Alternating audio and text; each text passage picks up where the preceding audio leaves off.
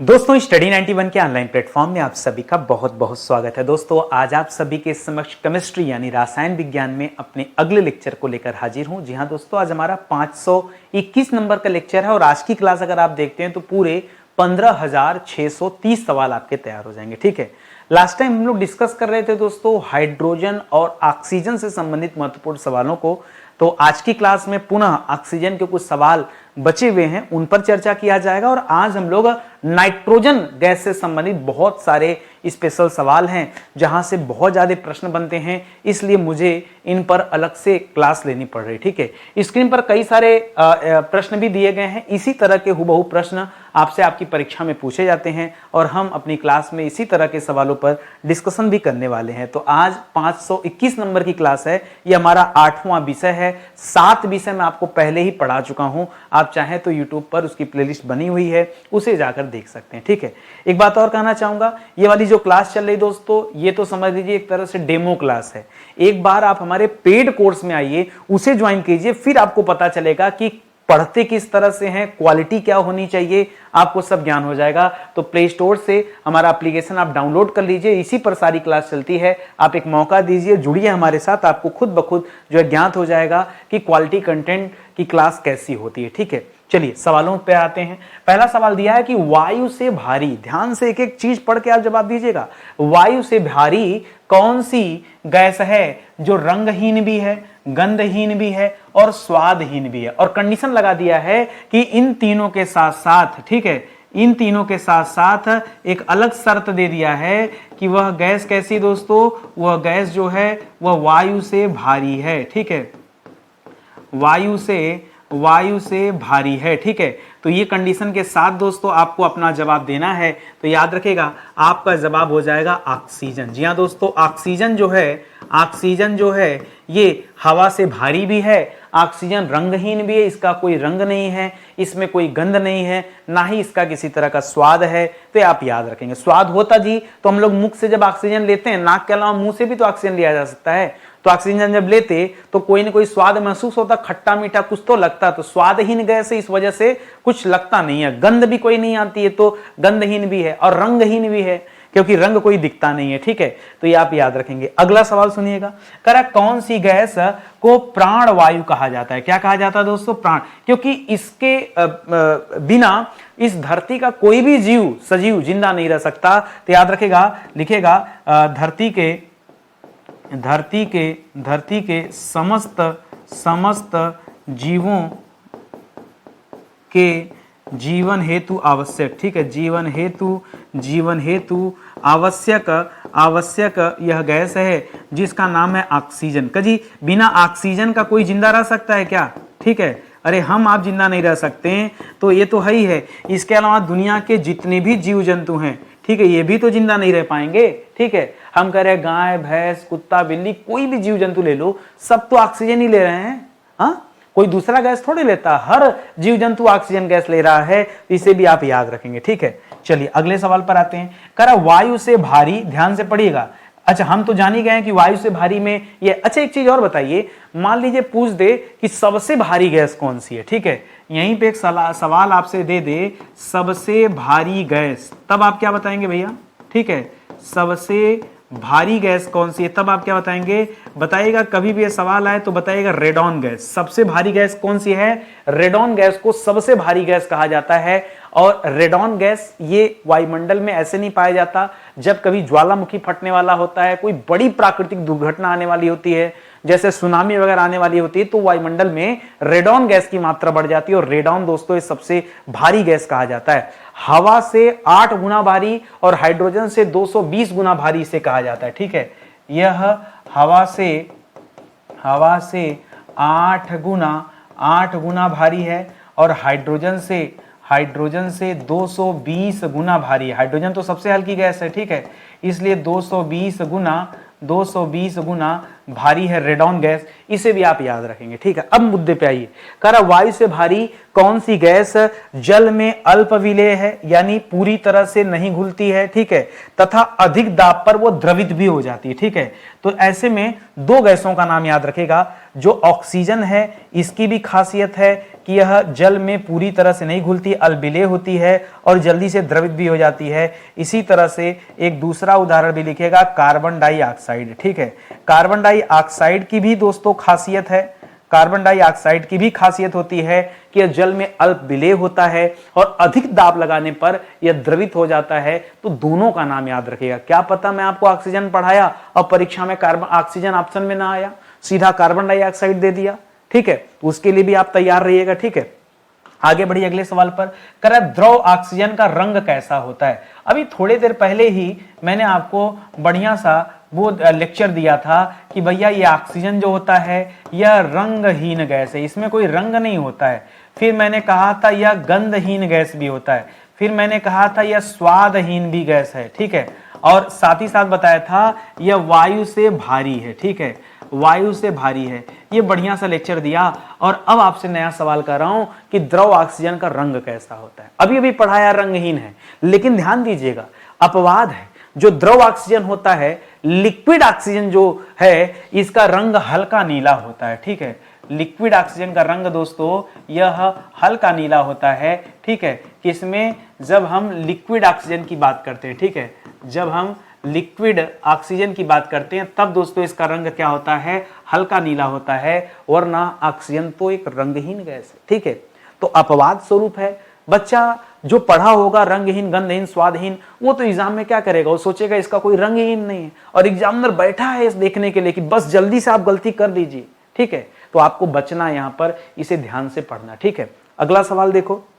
अगला सवाल दे रहा है कि ऑक्सीजन के 3 समस्थानिक कौन है। आपका जीवन तो बीत गया हाइड्रोजन के समस्थानिक पढ़ने में। वही दोस्तों प्रोटियम हाइड्रोजन का पहला समस्थानिक, दूसरे में ड्यूटेरियम, तीसरे में ट्राइटियम। ठीक है, ये तो हाइड्रोजन के समस्थानिक थे। ठीक है, चलिए पढ़ रहे हैं तो एक बार लिख ही लीजिए। ठीक है, हाइड्रोजन के समस्थानिक। ठीक है, जो सबसे ज्यादा परीक्षा में पूछा जाता है समस्थानिक। ठीक है, तो आपने पढ़ा था हाइड्रोजन के 3 समस्थानिक होते हैं। एक होता है प्रोटियम। ठीक है, क्या होता है दोस्तों, प्रोटियम।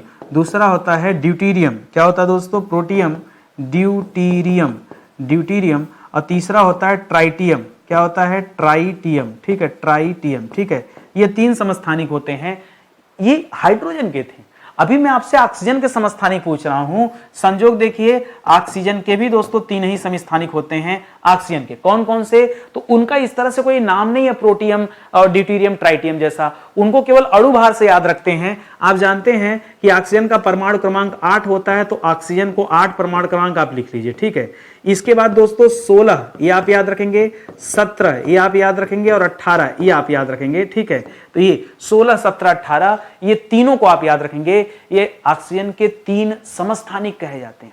ठीक है, कौन कौन सा, ऑक्सीजन का अणुभार जो 16 वाला, 17 वाला, 18, ये 3 समस्थानिक कहे जाते हैं। ये आप याद रखेंगे।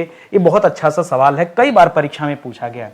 करा ऑक्सीजन के 3 समस्थानिकों का अनुपात क्या है। अनुपात का तात्पर्य क्या दोस्तों, अनुपात का तात्पर्य है प्राकृतिक अनुपात। ठीक है, प्राकृतिक अनुपात, इसका मतलब क्या है, अरे भाई यह किस रेशियो में हमारे इस प्रकृति में पाया जाता है। अगर मैं इन तीनों की बात करूं तो ये किस रेशियो में पाए जाते हैं, तो याद रखेगा जो ये ऐसे लिख ले रहा हूं सीधा, O16 है दोस्तों, ये सबसे ज्यादा पाया जाता है 99%। ठीक है, सोचिए सबसे आम मतलब सर्वाधिक मात्रा में यही पाया जाता है। ठीक है, सर्वाधिक मात्रा में प्रकृति में ये O16 ही पाया जाता है। 99 पॉइंट दोस्तों कुछ पॉइंट में था, मुझे याद नहीं, 99% मैंने इसको याद रखा है, ये आप याद रखेंगे। इसी तरह O17 जो है दोस्तों, ठीक है, जो O17 है ये 0.04%। ठीक है, अब सोचिए 0.04, ये इसकी गिनती भी नगड़े जैसी है। ठीक है, और इससे भी कम पाया जाता है ये 18 वाला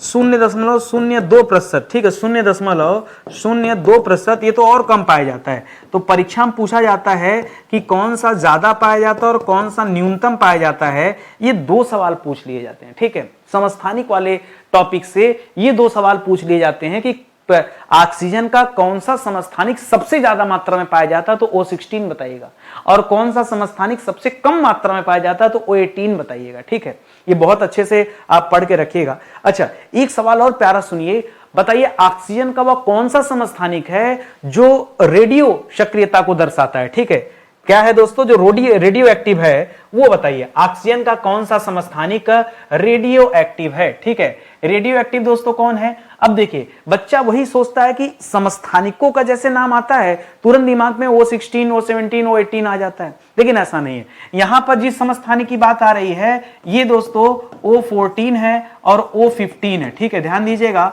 O14 और O15 जो है दोस्तों इसे रेडियो एक्टिव कहा गया है। ठीक, इसे क्या कहा गया, रेडियो एक्टिव कहा गया है। ये 14-15 वाले को, ठीक है, ये रेडियो एक्टिव कहा गया है। ठीक है, लेकिन कहीं कहीं पे दोस्तों कुछ लोग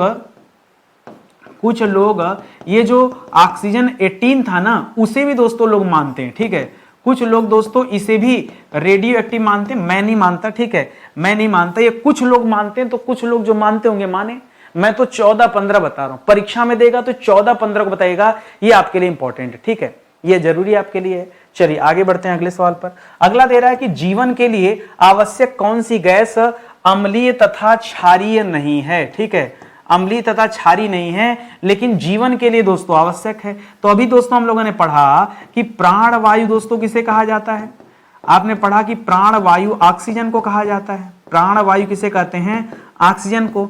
ऑक्सीजन में ऑक्सीजन का जो दो अणु वाला ऑक्सीजन, इसे प्राणवायु कहा जाता है। और इसकी प्रकृति कैसी होती है दोस्तों, इसकी प्रकृति होती उदासीन, और जब इसकी प्रकृति उदासीन है इसका मतलब है ये न तो अम्लीय है न ही क्षारीय है। ठीक है, और पहले ही स्वादहीन इसे बताया गया है, तो उदासीन होने के कारण यह न तो अम्लीय है न क्षारीय है। अब अगला सवाल देखिए कैसे जोड़कर दे रहा है, कह ऑक्सीजन का लिटमस पेपर पर दोस्तों क्या प्रभाव पड़ता है, तो लिखिएगा कोई प्रभाव नहीं पड़ता। ठीक है, कोई प्रभाव नहीं पड़ता। क्यों, क्योंकि दोस्तों इसकी प्रकृति कैसा है दोस्तों, इसकी प्रकृति उदासीन है। ठीक है, इसकी प्रकृति उदासीन है। जब उदासीन प्रकृति है तो जब अम्लीयता क्षारीयता है ही नहीं, तो लाल लिटमस पेपर हो, नीला लिटमस पेपर हो या कोई भी लिटमस पेपर हो, उस पर क्या इफेक्ट पड़ेगा भाई, कोई अंतर नहीं आने वाला है। तो ये भी आप याद रखेंगे। करा कौन सी गैस ज्वलनशील नहीं है। ठीक है, कौन सी गैस ज्वलनशील नहीं है लेकिन जलने में दोस्तों सहायता करती है ज्वलनशील नहीं लेकिन जलने में सहायता करती है, तो याद रखेगा ऑक्सीजन। ऑक्सीजन के बिना आग नहीं जल सकती, मोमबत्ती नहीं जल सकती, दीपक नहीं जल सकता, ये आप भी भली भांति जानते हैं। ठीक है, पुराने टाइम में हम लोग मोमबत्ती जलाते थे और उसको गिलास से ढक देते थे, मोमबत्ती अपने आप बुझ जाती थी। तो उस गिलास में जितना ऑक्सीजन था तब तक तो मोमबत्ती बेचारी जली, जैसे ऑक्सीजन समाप्त हुआ मोमबत्ती बुझ जाती है। ठीक है, तो ये आप याद रखेंगे। और ये जो ऑक्सीजन है ये ज्वलनशील भी नहीं है, ये भी आप याद रखेंगे। ठीक है, तो इस तरह से आपका उत्तर क्या हो जाएगा, ऑक्सीजन हो जाएगा। करा ऑक्सीजन किस रूप में रॉकेट ईंधन में दोस्तों यूज किया जाता है। ठीक है, तो आपको मैंने बताया था रॉकेट ईंधन में दो चीजों का इस्तेमाल करते हैं, एक तो द्रवित ऑक्सीजन का, ठीक है, द्रवित या तरल ऑक्सीजन का, ये हम लोगों ने पिछली क्लास में भी पढ़ा था, और दूसरा द्रवित या तरल हाइड्रोजन का। ठीक है, इन दोनों का इस्तेमाल दोस्तों किया जाता है। द्रवित ऑक्सीजन का और द्रवित हाइड्रोजन का इस्तेमाल ये रॉकेट ईंधन में दोस्तों किया जाता है, रॉकेट में ईंधन के रूप में किया जाता है, ये भी आप जानते होंगे। ठीक है, अगले सवाल पर आइए। अगला दे रहा है कि कौन सी गैस ऑक्सीजन, ध्यान से यहां पढ़िएगा बहुत आराम से, कौन सी गैस ऑक्सीजन, देखिए ऑक्सीजन पहले ही दे दिया, कौन सी गैस ऑक्सीजन तथा विरंजक पदार्थ के रूप में प्रयोग की जाती है। ठीक है, विरंजक यानी अशुद्धियों को हटाने के लिए, विरंजक जहां कहीं लिख देना तो याद रखेगा सीधा सीधा मुद्दा किससे हो गया दोस्तों, अशुद्धि हटाने हेतु अब इसके चर्चाएं हो रही हैं। इसमें किसका, कौन सी गैस का यूज किया जाता है दोस्तों, इसमें यूज किया जाता है क्लोरीन गैस का। मैंने जानबूझ के थोड़ा सा कठिन सवाल बीच में रख दिया कि हर बार उत्तर अगर एक ही होगा ऑक्सीजन, तब तो आप रट के बैठ जाएंगे, तो रटना नहीं है, याद रखेगा विरंजक के रूप में क्लोरीन का यूज करते हैं और ऑक्सीजन में भी दोस्तों क्लोरीन का ही इस्तेमाल होता है। ठीक है, और एक चीज और याद रखेगा, जब क्लोरीन गैस जल से प्रतिक्रिया करती है, भाई साफ करने के लिए क्लोरीन को कहां मिलाते हैं, आप देखते होंगे बहुत दूषित जल है, ठीक है, उसमें क्लोरीन मिला दिए, जल अपने आप साफ हो जाएगा। ठीक है, क्योंकि वह अशुद्धियों को दूर करता है क्लोरीन। तो जब क्लोरीन जल से अब क्रिया करती है तब दोस्तों क्या बनाती है, लिखिएगा नवजात ऑक्सीजन बनाती है। ठीक है, यहां लिखिएगा जब क्लोरीन जल से अब क्रिया करती है, जल से क्रिया लिख दे रहा हूं, जल से क्रिया करती है तो क्या पैदा करती है, नवजात ऑक्सीजन पैदा करती है। क्या करती है, नवजात ऑक्सीजन, इसको बोलते ही नवजात ऑक्सीजन, ऑक्सीजन पैदा करती है। ठीक है, ये बहुत बहुत इंपॉर्टेंट तथ्य दोस्तों, इसको आप जरूर याद रखिएगा। परीक्षा में यहां से भी सवाल पूछ लिया जाता है। अरे भाई, एग्जामिनर को रोका थोड़ी किसी ने, वो कितना डीप में जाके कहां से क्या पूछ देगा ये कुछ कहा नहीं जा सकता। तो आप आराम से इन सवालों को पढ़ते चलिए और इनका उत्तर भी दोस्तों आप समझते चलिए। मैं जानबूझ के आपको ऑप्शन खाली नहीं देता, उत्तर तो सही देता हूं आपको, बस 3 गलत ऑप्शन मैं नहीं बताता। ठीक है, आप सोचते हैं कि 4 ऑप्शन रहता तो मजा आ जाता, मैं कह रहा हूं थोड़ा कम मजा लीजिए। 3 गलत ऑप्शन पढ़ने की क्या आवश्यकता है, जो सही उत्तर तो मैं दे रहा हूं ना। करा कौन सा तत्व ऑक्सीजन का अपरूप है। ठीक है, जैसे कार्बन का अपरूप होता है, हीरा वगैरह कार्बन के अपरूप है ना, उसी तरह से ऑक्सीजन का अपरूप किसे कहते हैं, ओजोन को कहा जाता है। किसे कहा जाता है, ओजोन जो है दोस्तों, इसे क्या कहते हैं, ओजोन। ओजोन में ऑक्सीजन के 3 अणु हो जाते हैं, ये ऑक्सीजन का अपरूप कहलाता है। ठीक है, और ओजोन परत भी हमारे वायुमंडल में पाई जाती है जो पराबैंगनी किरणों से हमारी रक्षा करती है। ठीक है, ओजोन क्या करती है, लिखेगा सूर्य से आने वाली पराबैंगनी किरणें। ठीक है, पराबैंगनी किरणों यानी यूवी रेस से क्या करती है, रक्षा करती है। ठीक है, रक्षा करती है, ये तथ्य भी दोस्तों याद रखेंगे। अच्छा सवाल है, आगे बढ़िए। करा ऑक्सीजन का कौन सा अपरूप हवा से भारी है। अरे ऑक्सीजन तो खुद ही हवा से भारी है। ठीक है, तथा जल में यह अल्प घुलनशील भी है। ऑक्सीजन भी तो अल्प घुलनशील है। मैंने आपको बताया था कि ऑक्सीजन और कार्बन डाइऑक्साइड दोनों जल में अल्प घुलनशील कहे जाते हैं। लेकिन चलिए अब अपरूप की बात कर रहा है तो अपरूप के संदर्भ में आप ओजोन को जरूर याद रखिएगा। ठीक है, ये ओजोन यानी O3 जो है यह भी दोस्तों इसी तरह से हो जाएगा। बाकी जो मैंने पीछे हम लोगों ने पढ़ा था उसमें हम लोगों ने ऑक्सीजन पढ़ा था,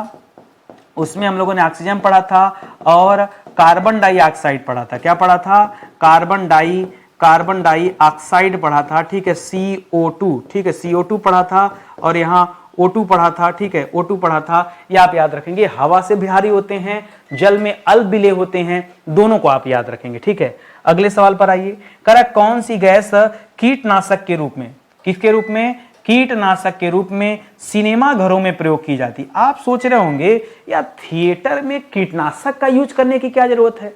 अच्छा एक बात बताओ, सिनेमा देखने इतने लोग जाते हैं, क्या वहां गंदगी नहीं होती है, क्या वहां धूल नहीं भरते हैं। आप जूते पहन के जाते, कि आपके जूतों में धूल उस सिनेमा घर तक नहीं जाते हैं। ठीक है, तो वहां सफाई करने के लिए दोस्तों ओजोन गैस, देखिए ओजोन गैस का इस्तेमाल हमेशा शुद्धिकरण के लिए किया जाता है, कीटनाशकों को मारने के लिए किया जाता है। जो कीड़े मकोड़े होते हैं उनको मारने के लिए ओजोन गैस का इस्तेमाल करते हैं। ठीक है, तो लिखिएगा ओजोन गैस का इस्तेमाल किया जाता है सिनेमा घरों में कीड़ों को मारने हेतु। ठीक है, कीड़ों को मारने हेतु और जो पर्दे होते हैं उस वहां से डस्ट हटाने हेतु। ठीक है, तो लिखिएगा डस्ट यानी धूलकण। ठीक है, धूलकण हटाने हेतु। ठीक है, धूलकण हटाने हेतु जो दीवारों पे जो कपड़े लगे होते हैं उन पर धूल बहुत जाके चिपक जाती, उनको हटाने के लिए कीटनाशकों का यूज किया जाता है। ठीक है, और उस रूप में दोस्तों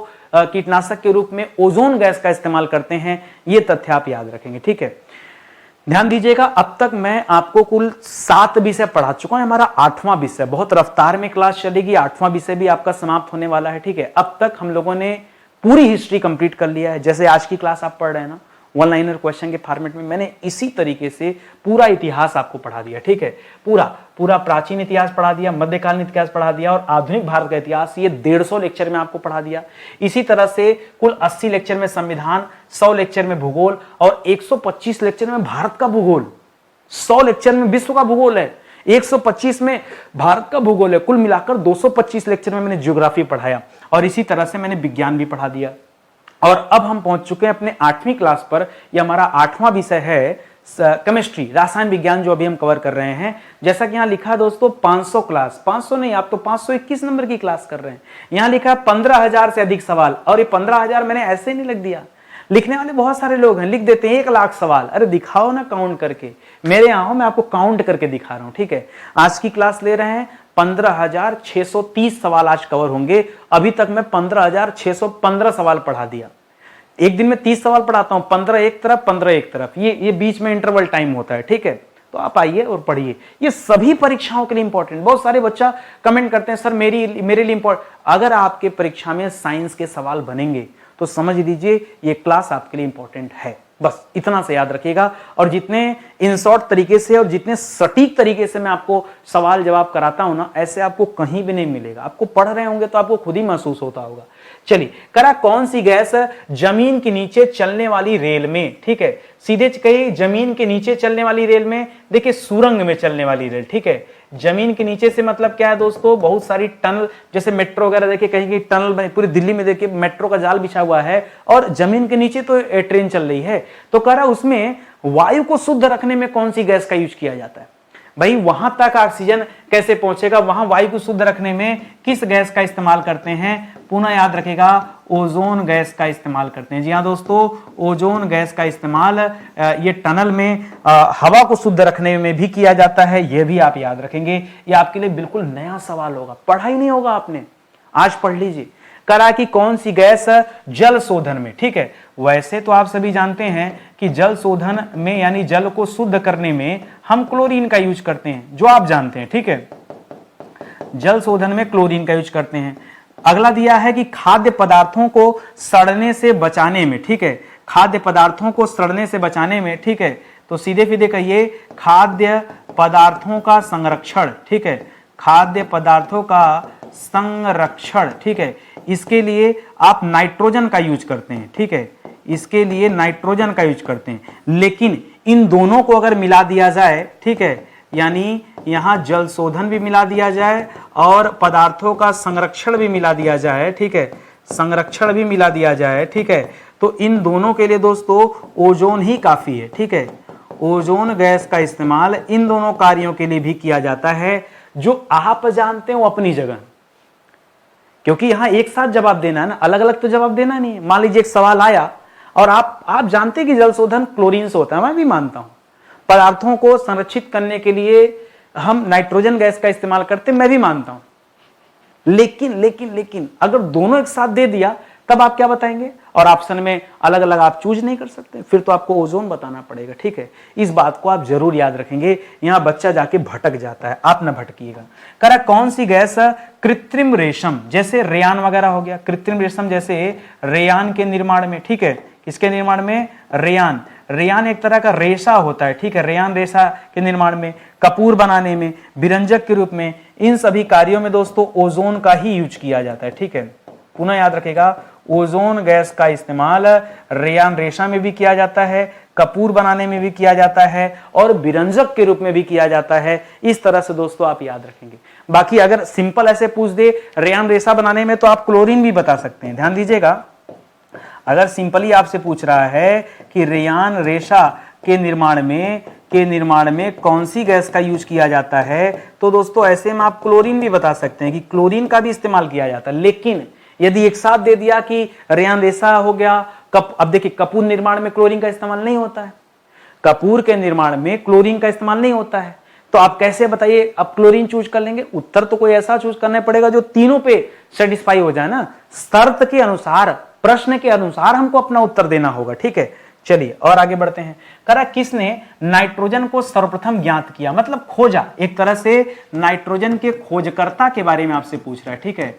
नाइट्रोजन के खोजकर्ता, तो नाइट्रोजन के खोजकर्ता थे डैनियल रदरफोर्ड। क्या नाम था दोस्तों, डैनियल रदरफोर्ड, ठीक है। रदरफोर्ड, इन्हें क्या कहा जाता है, इन्हें नाइट्रोजन का खोजकर्ता कहा जाता है। Hydrogen, helium, lithium, beryllium, boron, carbon, nitrogen, oxygen, fluorine, neon, ठीक है। कार्बन, नाइट्रोजन 7वें नंबर पे आता है। तो याद रखिएगा इसका परमाणु क्रमांक क्या है दोस्तों, इसका परमाणु क्रमांक जो है यह है 7, ठीक है, 7 इसका परमाणु क्रमांक है, इसे आप याद रखेंगे। कह रहा वायुमंडल में सर्वाधिक मात्रा में कौन सी गैस पाई जाती है? बेइज्जती करोगे क्या ये सब सवाल पूछ के, ठीक है। वायुमंडल में सबसे ज्यादा पाई जाती है नाइट्रोजन गैस, ठीक है। हमारे पृथ्वी के वायुमंडल में सबसे ज्यादा नाइट्रोजन गैस पाई जाती है, वो भी कितना? 78%, ठीक है। अगर यही सवाल दोस्तों ब्रह्मांड में पूछ दे, अभी तो वायुमंडल में पूछा, मान लीजिए यही सवाल ब्रह्मांड में पूछ दे, तब दोस्तों आप क्या बताएंगे?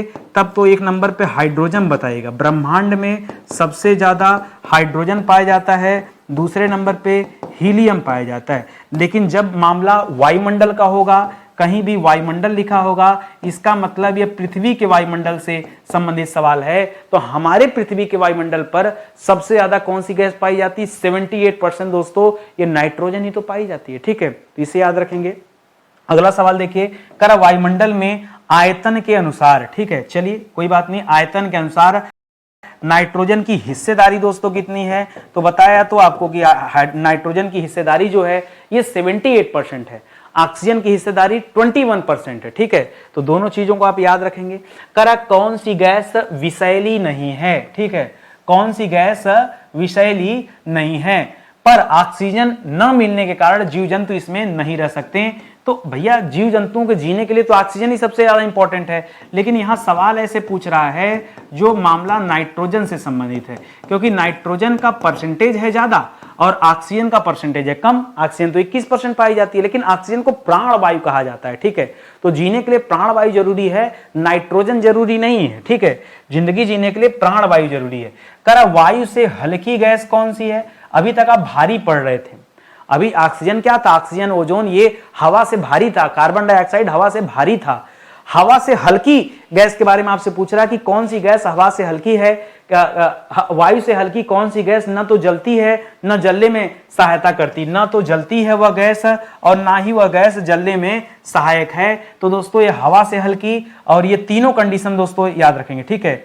एक तो वायु से हल्की वाली कंडीशन याद रखेगा, ये पहली कंडीशन है। दूसरी कंडीशन है न तो जलती है, न तो जलती है, न जलने में सहायक है, ठीक है। तीसरी कंडीशन है न जलने में सहायक है। तो यह कौन सी गैस की बात हो रही दोस्तों? यह बात हो रहा है नाइट्रोजन का, ठीक है। किसकी बात हो रही है? यह नाइट्रोजन की बात हो रही है। यह आसान सा सवाल है, याद रखेंगे। कारण नाइट्रोजन उत्प्रेरक की उपस्थिति में, ध्यान दीजिएगा, ये शब्द लिखकर बड़ा काम कर दिया, ठीक है। करा नाइट्रोजन जो है ये उत्प्रेरक की उपस्थिति में उच्च ताप, हाई टेम्परेचर और हाई प्रेशर पर हाइड्रोजन से क्रिया करके कौन सी गैस बनाती है? तो जब उस पर दबाव बना देंगे तब दोस्तों ये क्रिया करके अमोनिया बना देगा। NH3 का नाम आपने पढ़ा था ना, क्या बना देगा? अमोनिया। जब टेम्परेचर ज्यादा होगा, दाब भी ज्यादा होगा, दोनों ज्यादा होने पर यह अमोनिया बना देता है। नाइट्रोजन हाइड्रोजन के साथ क्रिया करके क्या बनाता है? NH3, ठीक है। नाइट्रोजन और हाइड्रोजन ही तो दोनों जो है अणु मिल करके ये यौगिक तैयार करते हैं, ठीक है, जिसमें नाइट्रोजन हाइड्रोजन होता है। हैबर विधि से दोस्तों अमोनिया का निर्माण किया जाता है। लिख लीजिए, परीक्षा में बहुत इंपॉर्टेंट सवाल है, ठीक है। एक विधि है हैबर विधि, ठीक है, हैबर विधि, जिससे ये अमोनिया तैयार किया जाता है, याद रखेंगे। अगला सवाल, करा नाइट्रोजन किस गैस से क्रिया करके नाइट्रिक ऑक्साइड, बड़ा इंपॉर्टेंट सवाल है, नाइट्रिक ऑक्साइड बनाती है जो बादलों में बिजली यानी लाइटनिंग दोस्तों पैदा करती है, ठीक है, चमक पैदा करती है, जिसे बिजली तड़कना या जिसे हम तड़ित झंझा कहते हैं। क्या कहते हैं? इसे हम तड़ित झंझा कहते हैं। और इस केस में नाइट्रोजन जो है ये ऑक्सीजन के साथ दोस्तों क्रिया करती है, तभी तो नाइट्रिक ऑक्साइड बना रही है। क्या बना रही है? Nitric oxide. नाइट्रिक में नाइट्रोजन है, ऑक्साइड में ऑक्सीजन है, ठीक है। तो नाइट्रिक ऑक्साइड बना रही है। ये तड़ित झंझा में नाइट्रिक ऑक्साइड ही होता है, ठीक है। तो इसको भी आप याद रखेंगे। अच्छा सवाल हो गया। आगे देखिए, करा कौन सी गैस प्रयोगशाला में यानी जो लेबोरेटरी वगैरह होता है, ठीक है, और बंद डिब्बों में निष्क्रिय वातावरण बनाने में, देखिए बंद डिब्बों में निष्क्रिय वातावरण बनाने की क्या जरूरत है? यानी पदार्थों के संरक्षण हेतु ऐसा किया जाता है, ठीक है। पदार्थों के संरक्षण हेतु ऐसा किया जाता है। और मैंने पीछे आपको बताया था कि पदार्थों के संरक्षण हेतु जिम्मेदार गैस कौन सी है? नाइट्रोजन है। तो बंद डिब्बे वाले जितने भी पदार्थ होते हैं उनमें कौन सी गैस भरी होती है? नाइट्रोजन भरी होती है, ताकि लंबे समय तक पदार्थों को सड़ने से बचाया जा सके, उनको संरक्षित रखा जा सके। इस वजह से दोस्तों आपका उत्तर नाइट्रोजन होगा। करा कौन सी गैस बिजली के बल्बों में, ठीक है, बिजली के बल्बों में, वैसे तो बिजली के बल्ब में दोस्तों आर्गन अक्रिय गैस का इस्तेमाल करते हैं, ठीक है, अक्रिय गैस के रूप में, अक्रिय गैस के रूप में आर्गन वगैरह का इस्तेमाल करते हैं। लेकिन आगे शर्त सुनिए, और ऊंचे तापमापक वाले तापमान यंत्रों में भी दोस्तों इसका इस्तेमाल करते हैं। अब याद रखिएगा, बहुत सारे बल्ब ऐसे होते हैं, बहुत सारे तापमान यंत्र ऐसे होते हैं जिनमें किसका इस्तेमाल किया जाता है? नाइट्रोजन का इस्तेमाल किया जाता है, ठीक है। तो बल्ब के अंदर नाइट्रोजन भर दिया गया, ठीक है, ये भी याद रखेंगे। बहुत सारे नए, देखिए पुराने बल्ब थे जब आर्गन भरा जाता था ताकि उसका फिलामेंट दोस्तों गल ना जाए, उसके पीछे टंगस्टन का जो फिलामेंट होता था वो ऑक्सीकृत होकर गल ना जाए, इस वजह से उसके अंदर अक्रिय गैस भरा जाता था कि रिएक्शन ना हो पाए, ठीक है। तो ये सारी चीजें थी, इसको आप याद रखेंगे। आगे बढ़िए, अपने अगले सवाल पर आइए। करा नाइट्रोजन का कौन सा उत्पाद TNT, ठीक है, ट्राई नाइट्रोग्लिसरीन, ठीक है, ट्राई नाइट्रोग्लिसरीन और पिक्रिक एसिड बनाने के काम आता है? तो यह उत्पाद है दोस्तों नाइट्रिक ऑक्साइड, ठीक है, नाइट्रिक ऑक्साइड। नाइट्रोजन ऑक्सीजन से क्रिया करके ये नाइट्रिक ऑक्साइड दोस्तों बनाता है, ठीक है, इसको आप याद रखेंगे, ठीक है, नाइट्रिक ऑक्साइड। इसका इस्तेमाल TNT में भी होता है विस्फोटक के रूप में। TNT जहां आ गया, समझिए TNT कहीं भी दे दिया ना, TNT या फिर ट्राइनाइट्रोग्लिसरीन, ये सब दोस्तों विस्फोटक के रूप में दोस्तों, विस्फोटक बनाने में इन सब का इस्तेमाल किया जाता है ज्यादातर, ये आप याद रखेंगे। बाकी पिक्रिक एसिड जो दे दिया दोस्तों, इसमें भी याद रखेगा। अच्छा, दो चीजें याद रखेगा, नाइट्रिक एसिड और सल्फ्यूरिक एसिड, ये दोनों का इस्तेमाल किया जाता है, ठीक है। तो हो सकता है परीक्षा में नाइट्रिक न दे करके सल्फ्यूरिक एसिड वाला सवाल, नाइट्रिक ऑक्साइड मत लिखे, नाइट्रिक एसिड लिखे, ठीक है, नाइट्रिक एसिड और सल्फ्यूरिक एसिड, ठीक है, ये दोनों आप याद रखेंगे। इन दोनों का इस्तेमाल, ये नाइट्रोजन के उत्पाद ही हैं जिनका इस्तेमाल TNT में किया जाता है, पिक्रिक एसिड में किया जाता है, ये आप याद रखेंगे। कर द्विपरमाणु, द्विपरमाणु, द्विपरमाणु मतलब क्या है? परमाणु की संख्या दोस्तों क्या हो गई? परमाणु की संख्या कितनी हो गई? 2 हो गई। करे इसके कारण नाइट्रोजन को क्या कहा जाता है? यानी नाइट्रोजन को हम सीधा क्या लिख दिए? N2 लिख दिए। नाइट्रोजन का 2 अणु, ये N2 हो गया, और N2 को डाई नाइट्रोजन कहा जाता है, ठीक है।